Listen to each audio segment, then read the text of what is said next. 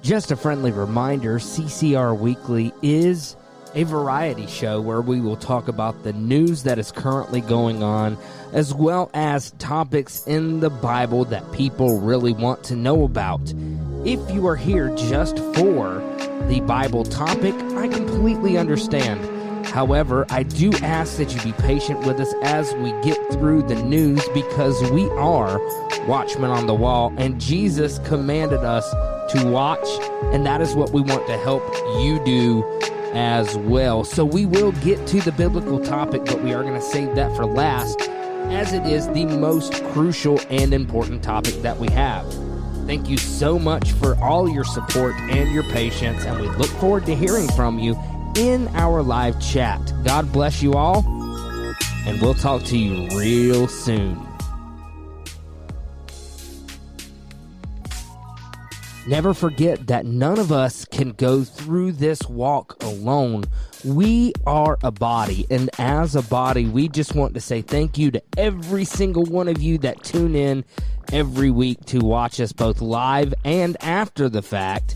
And we also want to give a huge shout out to friends of ours that are so encouraging and can help you in your walk as well. So make sure you guys check out shakeandwakeradio.com, nystv.org, truthradioshow.com, and if you want to delve deep into the doctrine of Christ and what it is, we highly recommend you check out the Doctrine of Christ series on the Jimmy Vision YouTube channel, and you can find a link to their website in their show notes as well.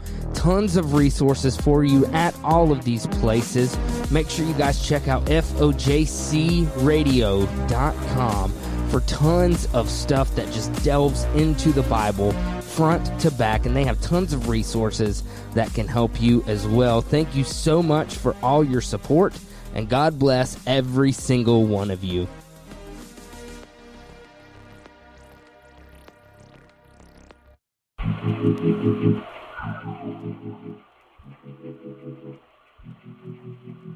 Good evening, everybody, and welcome back to Course Correction Radio. My name is Trey Harris. Thank you for joining me as always, and I'm sorry that I cannot be with you in body tonight, but nevertheless, know that I am here with you in spirit and in voice. So yeah, we're just doing an audio show for tonight, so bear with me. Got a lot going on this weekend. Had to pre-record because as this is airing, my oldest daughter is turning 6 today. So this whole day is about her. We will be spending it with her, and this will be uploaded in audio form to YouTube, but you can find the entirety of the show over on our website, metanoionmedia.substack.com. So without any further ado, let me just read this. I want to read this to you real quick. And it says, history is replete with whispers of secret societies.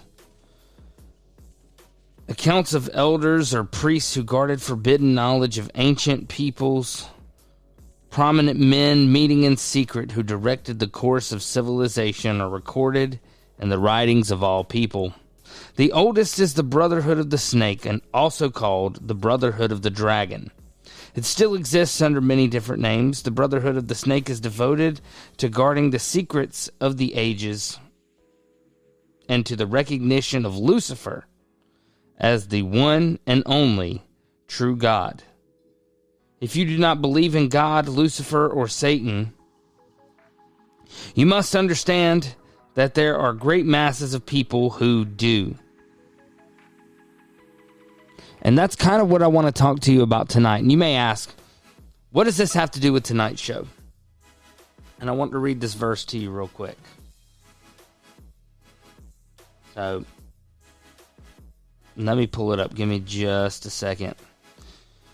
So, in the book of Revelation, let's just start. So we talk about the Brotherhood of the Snake, right? So in Genesis, we read about this serpent who beguiles Eve and essentially sends mankind into a spiraling plummet of sin and debauchery that ultimately destroys us. And it's only through the blood of Jesus Christ that we are welcomed back into the fold of God and are able to have the opportunity to one day enter into paradise again. And in Revelation, we get some interesting verses. Let's go to, let me see if it's here. Let me make sure I got my King James going. By the way, while we're pulling this up, I got a new book in the mail that I ordered a couple of days ago, and it came in earlier this afternoon.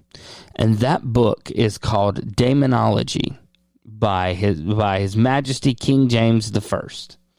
It's literally a book he wrote on witchcraft and the witch trials that were going on in Scotland at that time. He was about to become King James I at the time of that happening. And apparently King James had this fear of a violent death and these attempts by this, I guess, coven of witches. I'm still looking into all the history behind it. It's very fascinating. But apparently, this made him want to delve into the truth of these matters. And see, he wrote like this basically Socratic dialogue. And I think it's Socratic in its method. Yeah. So basically, you have those dialogues so Plato did the same thing in Plato's Republic. They talk about their philosophies through the literary device of a dialogue between characters, and which this was really popular in this time because John Bunyan did that with his book. What was it? It's known now as A Journey to Hell, but it had a different name then. But he explores this topic of witchcraft, and it fits in with what we're talking about because this Brotherhood of the Snake, it is absolutely a real thing. And really, when you look at it, the Bible proves this. Let's see.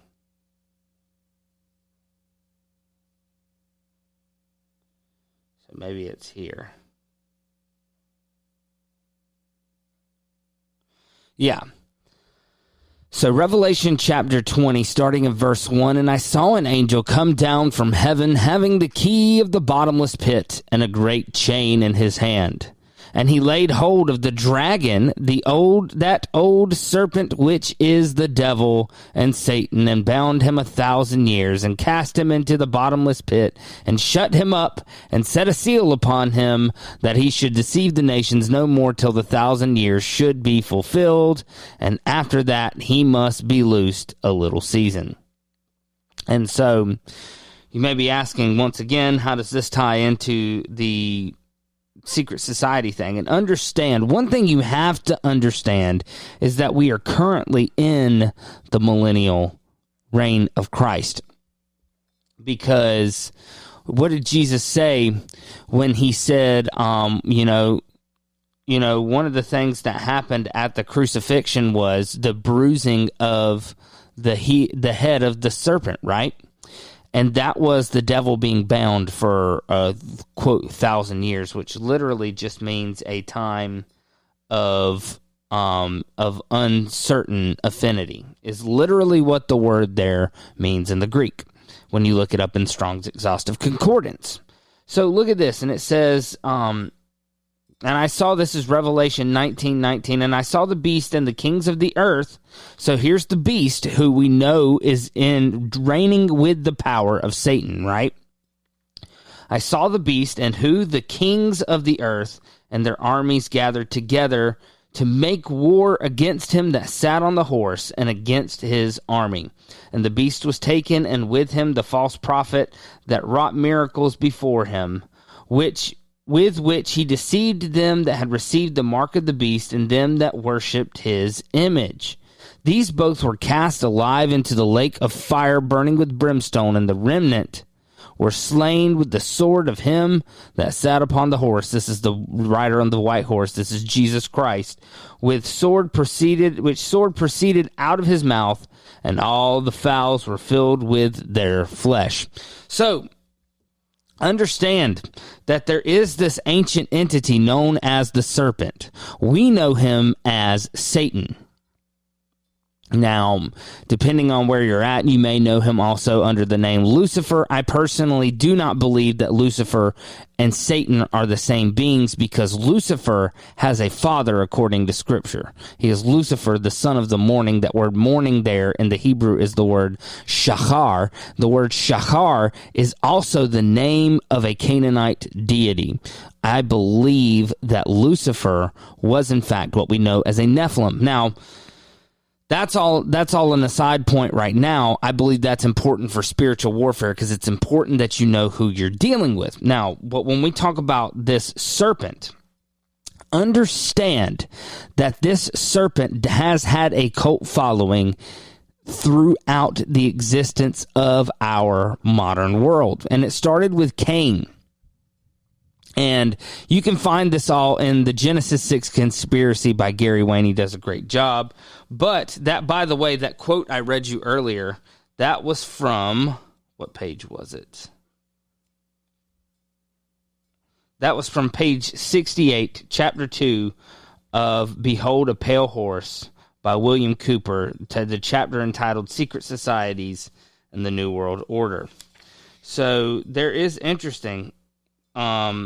There's some interesting, very interesting information when it comes to this. So there are these secret societies are everywhere. And one of the things that they all have in common is based on my research, so this is something that Albert Pike, who wrote Morals and Dogma, he was a 33rd degree Freemason and a Confederate general. He said Osiris was represented by the sun. Now, what's interesting about that, you may be like, okay. So, but, basically, when you look into it, Lucifer and Osiris are kind of tied in together. Which, to me, when you look into Lucifer, you're really looking into a pre-flood, basically predecessor of Nimrod, who I believe was later deified as Osiris.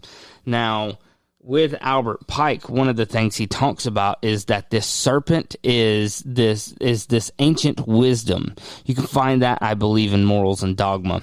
Now, once again, why are we talking about this? I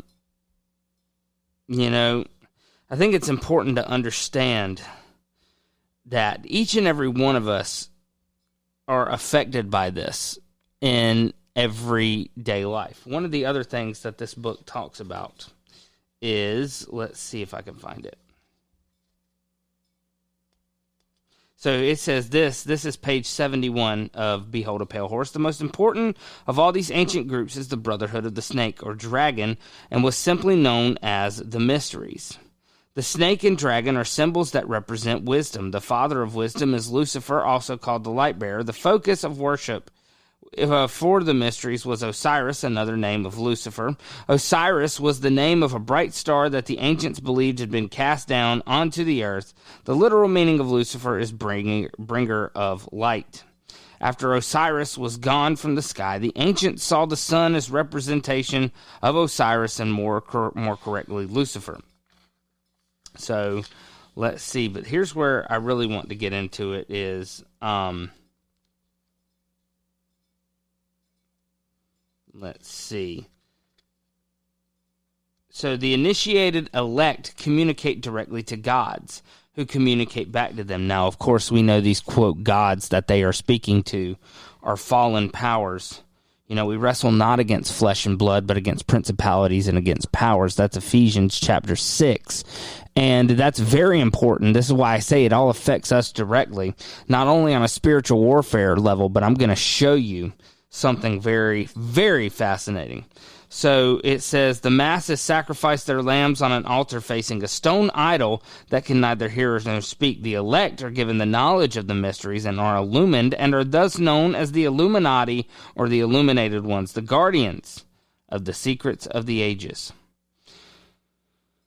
The three early sects that can be directly connected to a modern descendant are the cults of the Roshania, Mithras, and the counterpart, the Builders. Now, the Builders, of course, this is the group that modern Freemasonry would tie into. So, anytime you hear somebody discuss, the Masons are just this group of old men that sell pancakes, don't buy it. The writings of the Freemasons would beg to differ to that. And you can read these writings. They're very easy to find. So, but it goes on to say, because you may ask, what does how does this all affect me and my everyday life? Now, let's look at this. Because we've talked about on this channel, we have talked about the Rosicrucians, we have talked about the Freemasons, we have talked about the Hermetic Order of the Golden Dawn, all of these clandestine secret societies. But you have to understand that these go so much deeper than that, and it can even go right into this, and this is it. It says the California Senate understood that communism, this is page 80 of Behold a Pale Horse. The California Senate understood that communism is the work of the Illuminati. They failed to realize that the Council of Foreign Relations and the Trilateral Commission are also the work of the Illuminati. So this is what it says about them. Says their goal is, this is page 79, their goal is to rule the world. The doctrine of this group is not democracy or communism, but a form of fascism. The doctrine is totalitarian socialism.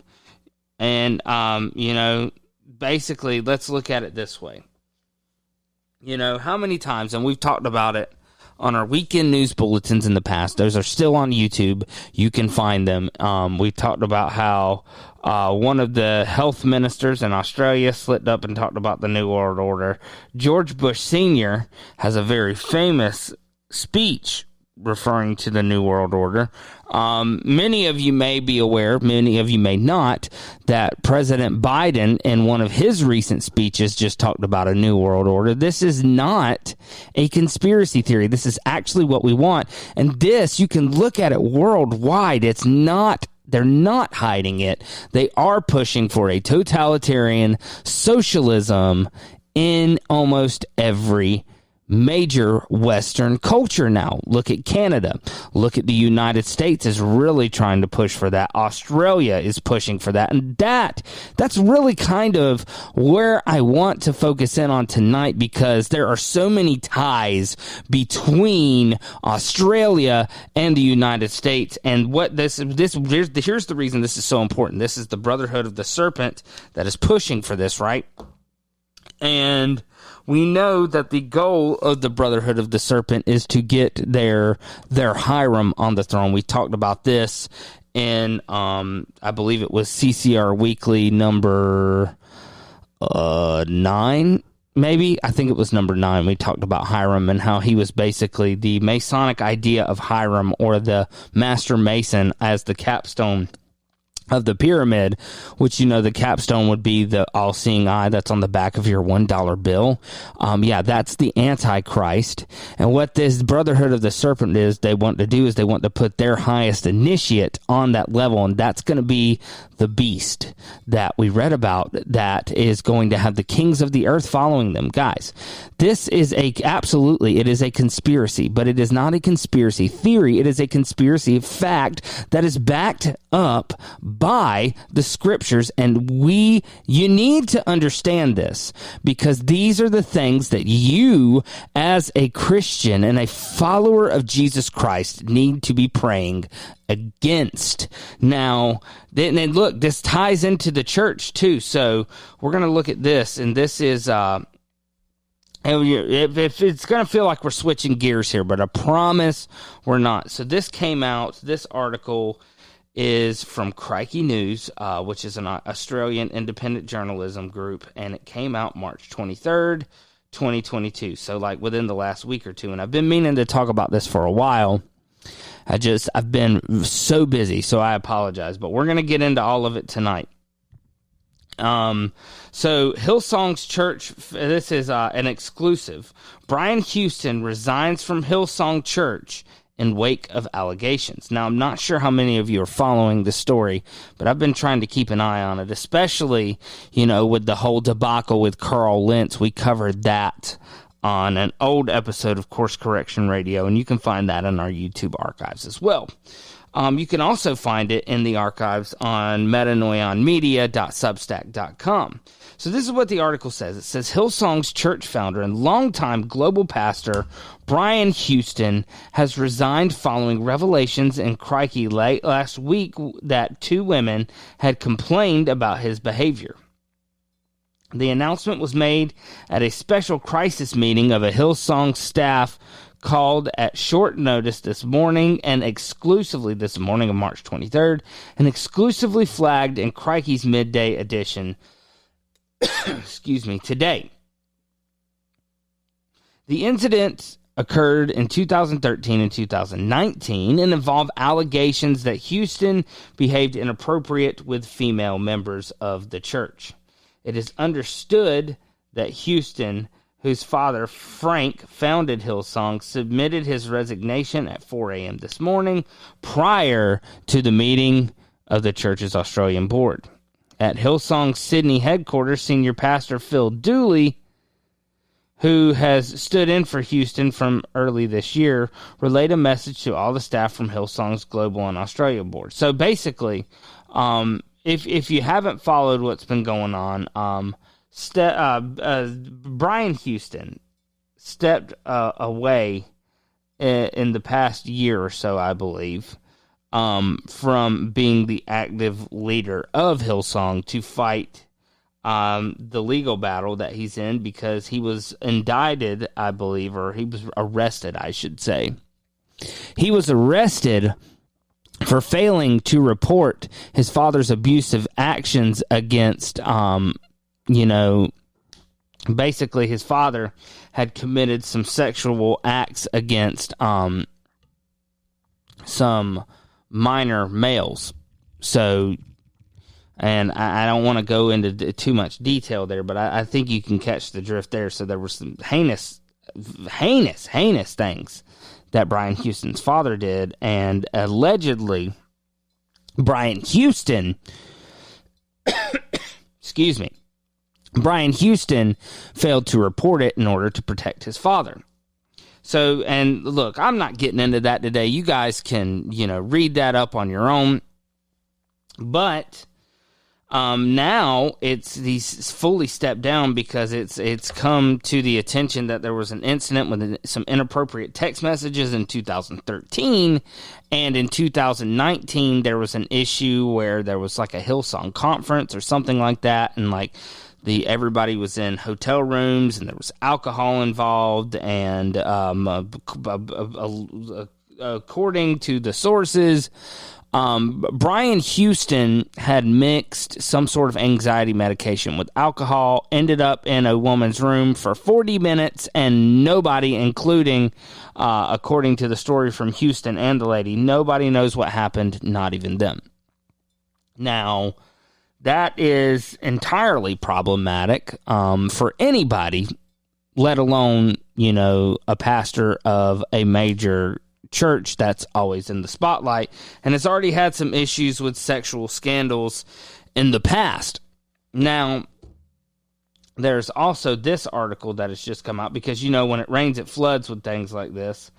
So this is another story from Crikey, which, honestly, they've got some good stuff when it comes to what's going on with Hillsong, because, like I said, they are an Australian news outlet. And so Houston says, this is from... Oh, forgive me. It's almost 1 a.m. at the time of this recording, so you're going to hear me yawn a little bit. I apologize. So this is from March 31st, 2022. Houston says sorry as U.S. pastor blows the whistle on Hillsong's business tactics. An influential American Hillsong pastor has exposed the cold and calculated machinations behind the megachurch's global empire. So let's read some of this. So, give me just a second.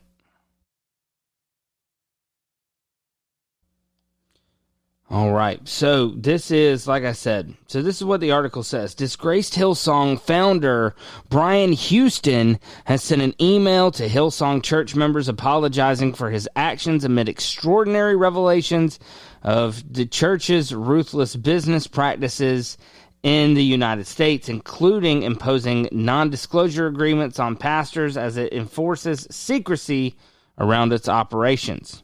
Houston resigned from the church last week. We read about that with the behavior with the two women. He praised his wife, Bobby, who he said was the most Christ-like, beautiful, loyal, and faithful person alive today. As hollow as it may sound, I believe I am the person, this is a quote, the person and pastor you believe me to be, he wrote. Imperfect and flawed, but genuinely passionate about God, people, calling, and life. I am determined that my mistakes will not define me. He lamented that this was, quote, not the way I imagined it to end, end quote, and at the same time, he suggested it might not be over after all. Quote, Bobby and I are unified, and we are believing together that this year will be a year of respite and restoration to our souls as I continue to prepare for the fight for my innocence pardon me, in the legal proceedings ahead of me, he wrote. I still have a sense of bright hope for the future, and I know God is not finished with me yet. We have no intention of retiring, as Bobby would say. The final chapters of our lives are not yet written. Now, as far as the NDAs and non-compete clauses, Houston's message of contrition and hopes is at odds with revelations coming from the U.S., which outline for the first time the cold tactics Hillsong deploys in building and controlling its empire. Influential Phoenix pastor Terry Christ, who broke ranks with Hillsong this week, has effectively blown the whistle on Hillsong's business model, which has seen hundreds of millions of dollars sloshed through a multinational network of churches that enjoy tax-exempt status in jurisdictions such as Australia, the U.S., and the U.K.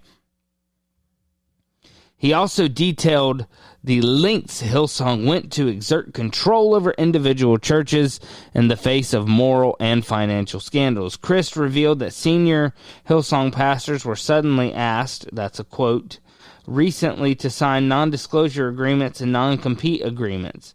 The, quote, non-competes would forbid pastors from setting up a rival church in the same community for at least 12 months.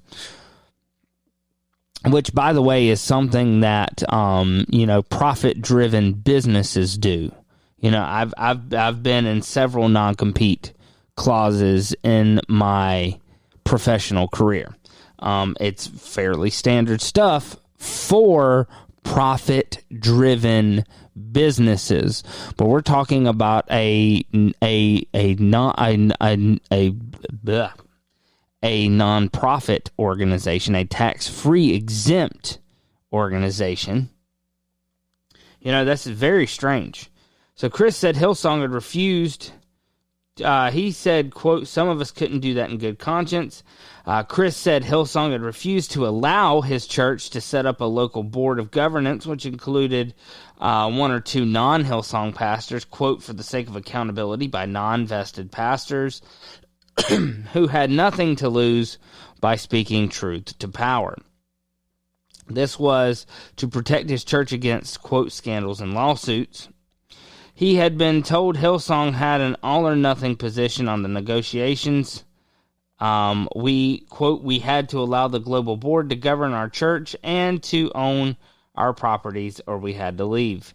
Reacting to the scandals that had engulfed Hillsong, Chris called on the church to conduct an investigation into its board and to dismiss any board members, quote, who had protected the institution and not the people.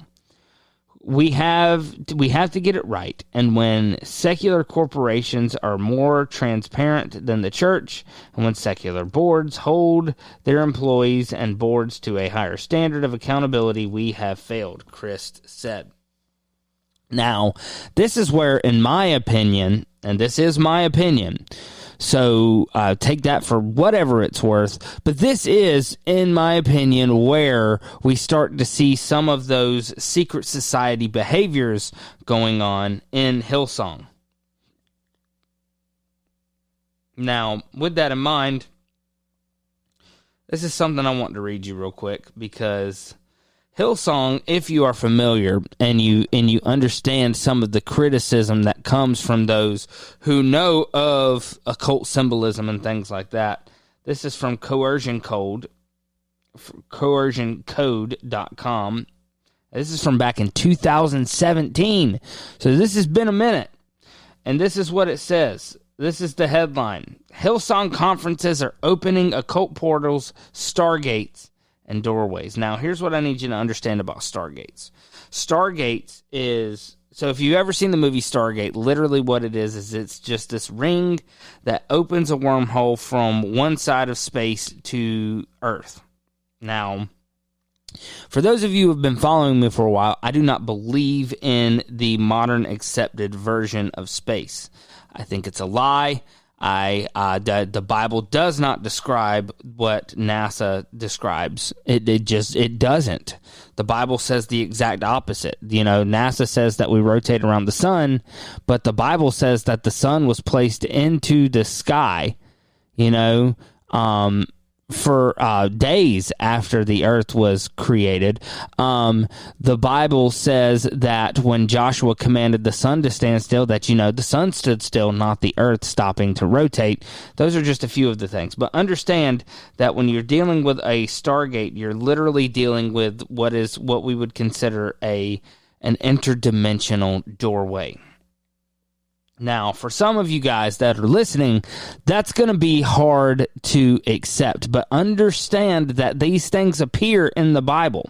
When it talks about that the Lord appeared to Job out of a whirlwind, imagine a whirlwind. Now, don't imagine a tornado, because it's not that kind of whirlwind, but imagine something like, if you've seen Justice League, there's these beings travel through something called boom tubes, which is basically the same thing. It's a doorway that leads from where they're at to where we are. Now, these are all based off of these entities, these celestial beings. They travel through something that the Bible describes as whirlwinds, but is really some sort of interdimensional portal. And if you want to know more about that, Now You See TV has done extensive shows on that. You can also find a special with John and David from the Midnight Ride on Now You See TV with Dan Badandi of TruthRadioShow.com. And you should be able to find that on his Rumble channel. Just search, Stargates and portals, and, it should come up. But this is what it says. It says, reoccurring themes in TV and movies is the concept of portals that send travelers from one dimension of the universe to another, explained Henry Macau. For example, Stargate presented the concept as well as aliens and spiritual ascension. Even the Smurfs wait for a specific celestial alignment in order to open a portal to our world. A book, Rastros do Oculto, from Brazilian author Daniel Mastral, helps explain the recurrence of this theme in the media. Mastral used to be a high-ranking Satanist bred specifically to lead the group in Brazil, but instead he turned to Christ and became an evangelical. In the book, he states that occultism, magic, and Satanism seek the opening of portals and communication with evil, fallen angels, or demons. Now, what did I just read you earlier? I just read you the quote from William Cooper that says that these high-level initiates talk to gods. These gods they're talking to are the devils that serve Satan. Guys, this stuff is real, and you need to start paying attention because it is our job. Ephesians 5:11 says, have no fellowship with the unfruitful works of darkness, but rather reprove. That word reprove there means to expose. It says, but rather reprove them. So, and that's what we need to do, and we need to pray against this fallen kingdom because that's kind of our job. Jesus said to Peter, whatever you bind on earth shall be bound in heaven, and whatever you loose on earth shall be loosed in heaven. We've been given spiritual authority, and one of the ways we exercise that authority is by doing what the book of Hebrews says, and boldly becoming before the throne of grace. Now, it's important that we pray against these things, but this is what it goes on to say. Check this out. So, the accumulated esoteric knowledge of the ages, what did it say that the Illuminati does? They protect the secrets of the ages. The accumulated esoteric knowledge, esoteric means, that it's kind of hidden, not a lot of people know it. Knowledge of the ages was passed down by demons in the form of rituals in order to open these portals and alienate people from God, assuring their damnation. Misery likes company. The author tells us that in ancient Egypt, Satan promised an alliance to a few. These people who became the mystery school members, where we talk about the Illuminati, are also known as the Brotherhood of the Children of the Fire. Also known as, that would be another sect that would go under the Brotherhood of the Snake. So, according to Mistral, there are two kinds of portals to the body and portals to the earth. Portals to the body. Portals to the body allow demons to interact and control humans. That's how possession happens. The most basic ritual is channeling, where a medium lets a spirit talk through his mouth, dispensing counseling and commands. Blood sacrifices, symbols, music, drugs, and special meditation permit a higher level of demonic attachment and consequently more spiritual powers to the follower. These powers are the classic occult tricks of divination, telepathy, in fact, messages delivered by demons, creation of fire, telekinesis, etc. These are not enhancements on the individual, but merely deeds done by spirits to look like the person has, quote, evolved. Now, this is the Hillsong Closer Conference stage layout of 2017. Much of the doctrine of chakras and the awakening of the Kundalini spirit, which it says is total demonization, which is absolutely what it is in truth opening of bodily portals to demons. More advanced followers can leave their bodies and perform astral projection, where they move around in their spirits while their bodies are resting. You see this a lot in the Marvel movies, especially with Doctor Strange. Doctor Strange will leave his body and he'll knock other people out of theirs.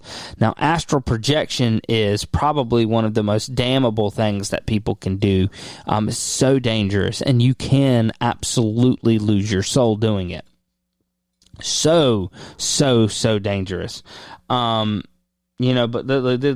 let's go on. More advanced. So we just read that. In this condition, they can also visit and interact with demonic spirits. The whole hierarchy in Satanism depends on power and the level of the demon who is, quote, residing with the person, his protector. Usually, people with long family ties with the occult have had the most powerful demons by their side. Strong demons can indeed inflict disease and create accidents, and fights among Satanists are common. Fortunately, they can't harm true Christians who are protected by the Holy Spirit and angels from God. Now, I would add to that when you are following God's law, one of the benefits of that is you're given a hedge of protection like Job had. Now, that doesn't mean that you'll always have it, because God chose to remove Job's hedge of protection to show Satan just how righteous Job actually was. So understand that, but this is what it says. So this is the Hillsong Conference trailer for 2016. So I'm going to play it real quick, and I'm going to kind of let you know what's going on.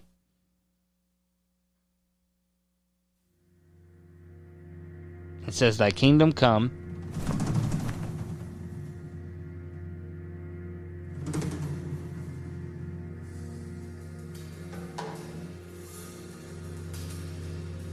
And now there's like some silhouetted horse running across the thing or whatever. Some wing feathers.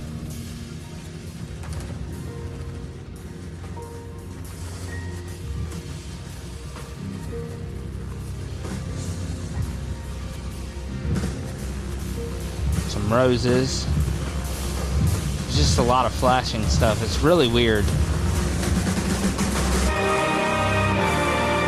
Alright, so I want to stop that right there, because one of the things that happens is you see these mountain peaks upside down, and then they separate from what looks like a reflection like of a right side up mountain, which is kind of the reflection of the whole as above, so below, which is an occult doctrine. It's also found in the Message Bible, so just throwing that out there for you if you didn't know that. So let's go on.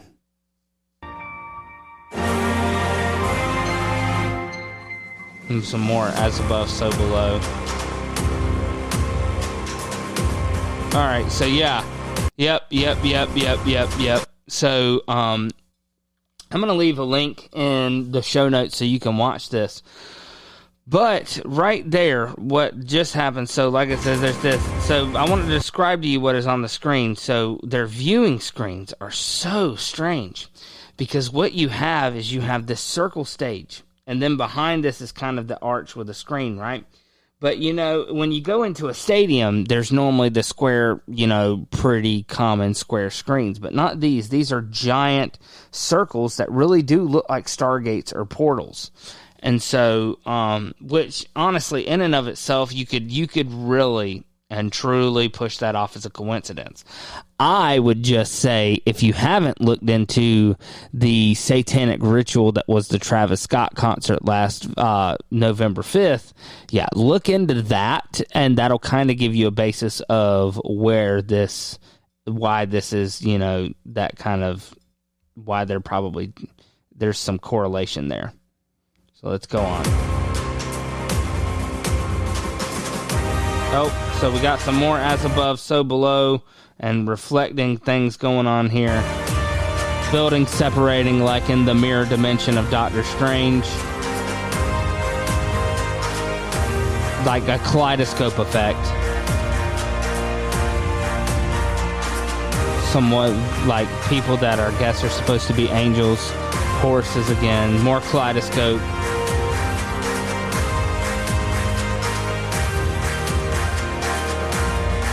And so these are the people that are listed. Let's look at them. So Beth Moore.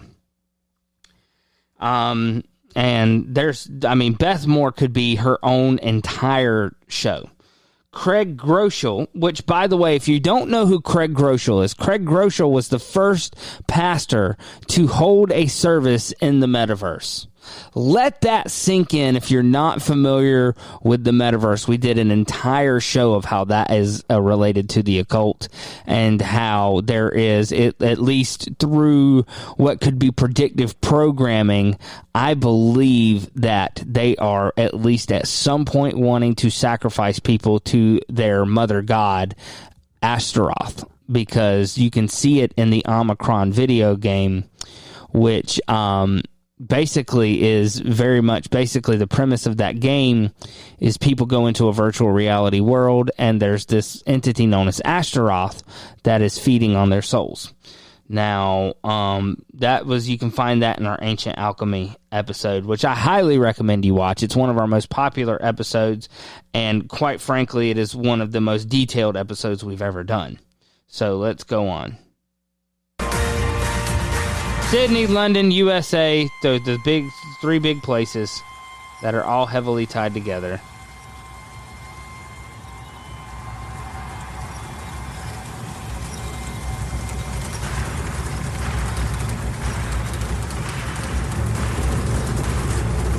So it's like rainfall inside, which is weird.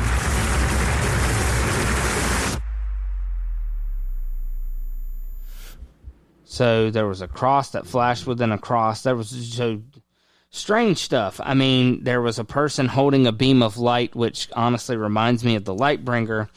Now, there's so much more you can get into. Let's see. Let's look at some of the other. Hold on.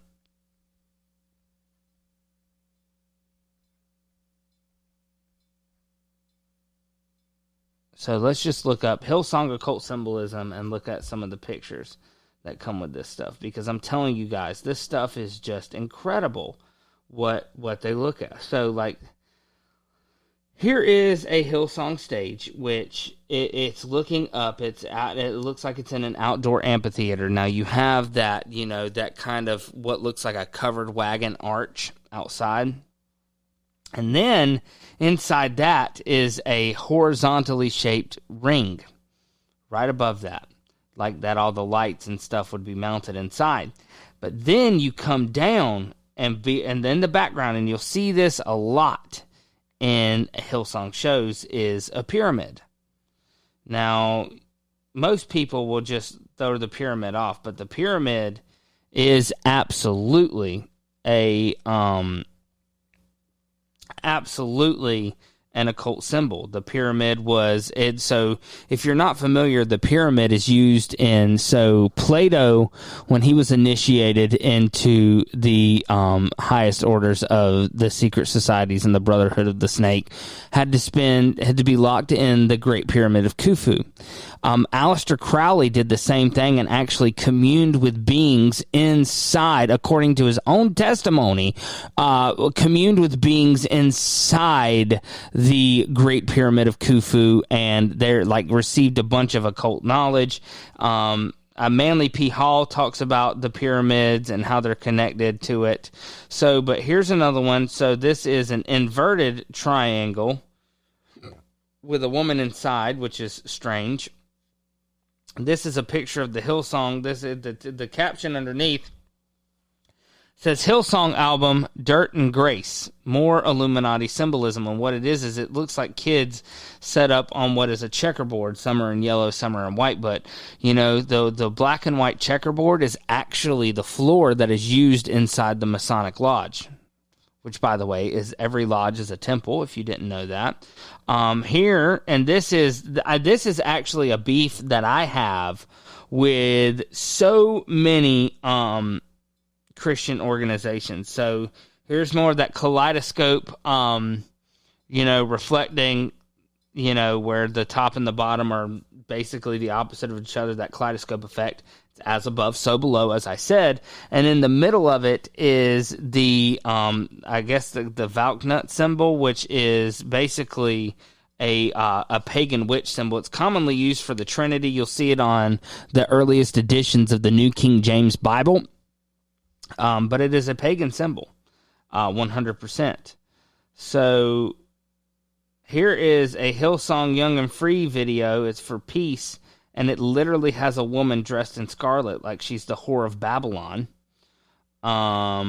Here is, I kid you not, guys, you cannot make this stuff up. Hillsong Conference are opening occult portal stargates. We just read from that, and it's literally a flaming ring with a horse running through it.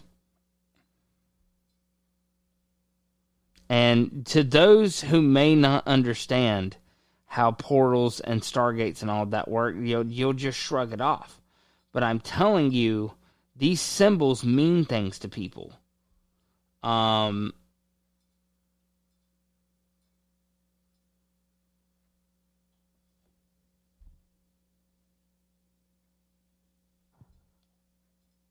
So, I think you get the point, really and truly. And even here's one of a, it has Hillsong under the caption, but it's showing a floor of a Masonic lodge. This, guys, just, you need to look into this if you haven't seen it. And I mean, here's a satanic presence at the 2015 Grammys, and it's literally the same thing. The stage is set up as an occult portal. I'll try to do a follow-up on this very soon on video, because one of the things we're not going to have time to talk about today is this series of articles, I should say, that has come out from Crikey called God in the Lodge.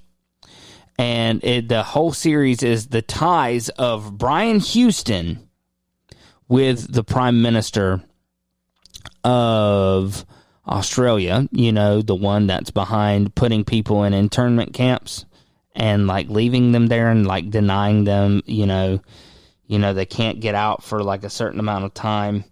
Yeah, this guy is apparently a devout Pentecostal, and he says Brian Houston is his spiritual advisor, like a spiritual leader for him.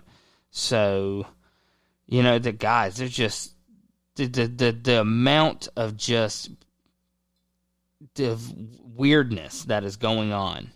And I'm telling you, something there is. So let's look. This is a good quote from As Above, So Below.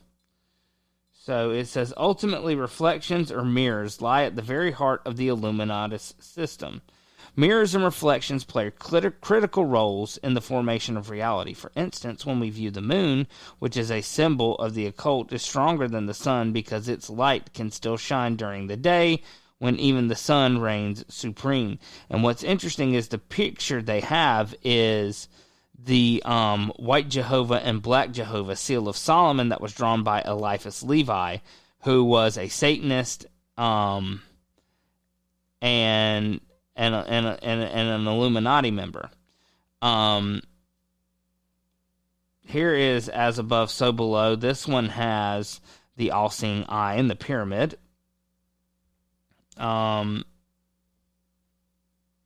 There's just,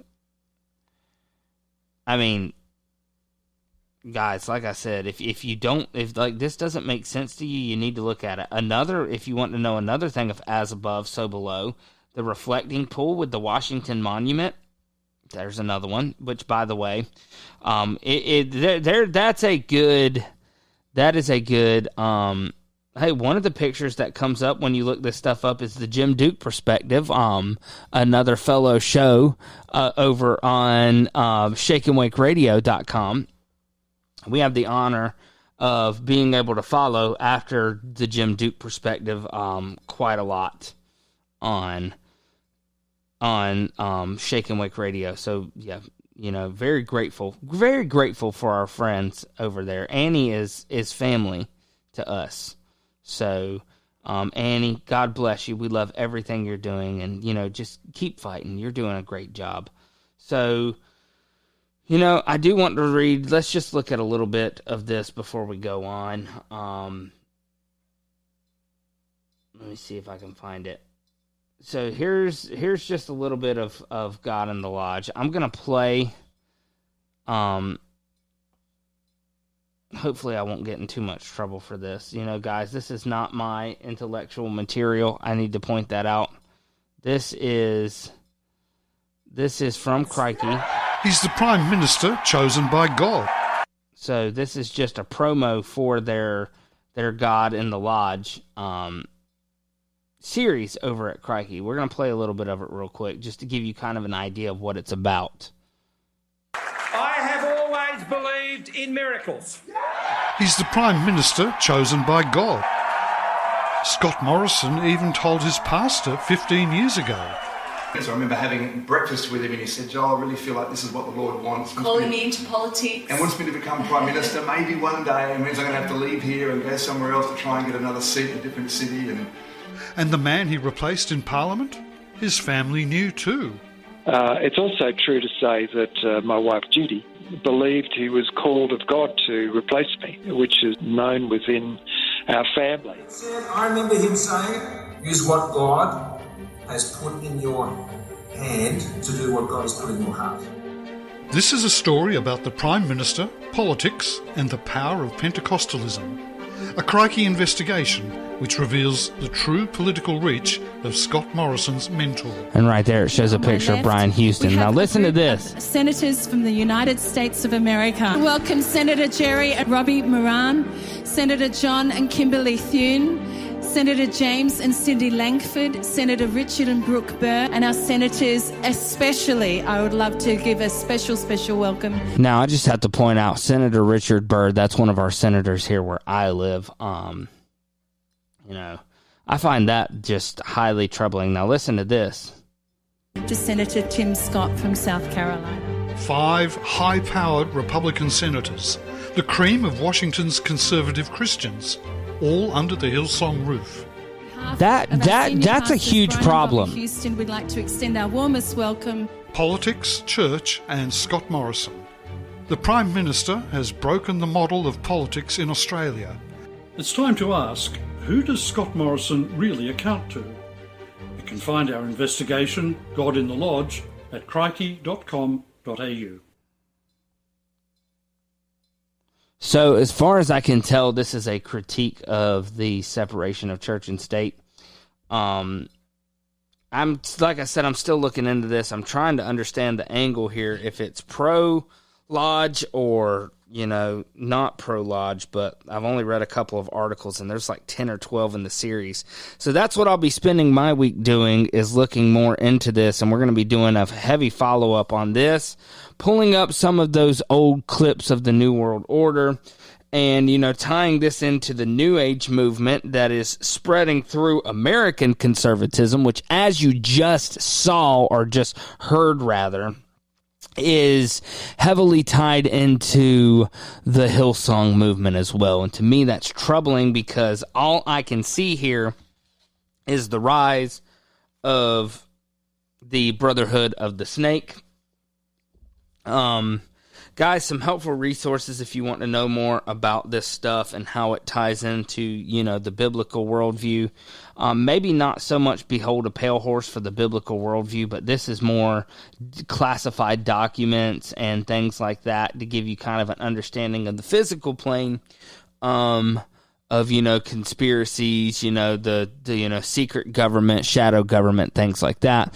But really, if you want to understand it from a biblical perspective and you're not familiar with it, I highly recommend the Genesis 6 Conspiracy by Gary Wayne, and you can find that at genesis6conspiracy.com. Don't know how it's going to go yet, but I will be reaching out to Gary soon about getting him to come on the show sometime for an interview. So stay tuned for that. I'll let you know how that goes. But with that, guys, I'm going to call it quits for the night, and I'm going to hit the bed, so that way I can have plenty of energy to spend with the birthday girl tomorrow. God bless each and every one of you. Hope you all have a wonderful weekend, and I will miss you guys, and we'll see you next week, 5 p.m. Eastern Standard Time, for hopefully live video right here on Course Correction Radio. Y'all take care, and good night.